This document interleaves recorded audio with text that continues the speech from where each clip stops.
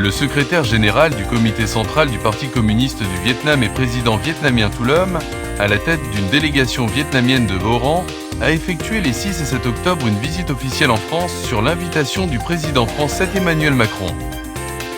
À cette occasion, les hauts dirigeants des deux pays ont publié une déclaration conjointe sur le renforcement du partenariat de coopération stratégique globale Vietnam-France. Avec cette déclaration, la France est devenue le premier pays de l'Union européenne à établir ce partenariat avec le Vietnam. Lors d'un entretien à Paris le 7 octobre, Thu Lom et Emmanuel Macron ont convenu d'orientations et de mesures majeures pour assurer que ce partenariat s'approfondisse et devienne plus pratique en s'adaptant au nouveau contexte de coopération entre les deux pays. Les deux dirigeants ont aussi convenu de mettre en œuvre efficacement les accords de coopération existants, d'organiser prochainement le dialogue franco-vietnamien sur la stratégie et la coopération de défense, à aider à la formation des officiers, à partager des expériences en matière de prévention et de contrôle de la criminalité et à se soutenir mutuellement lors des forums de sécurité mondiaux et régionaux.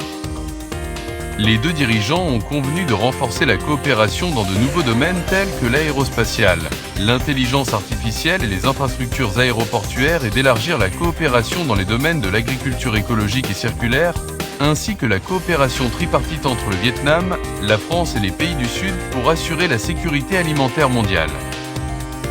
En ce qui concerne la question de la mer orientale, les deux parties ont réaffirmé l'importance de garantir la paix, la stabilité, la sécurité, la sûreté, la liberté de navigation et de survol et de résoudre les différends de manière pacifique conformément au droit international, en particulier la Convention des Nations Unies sur le droit de la mer de 1982.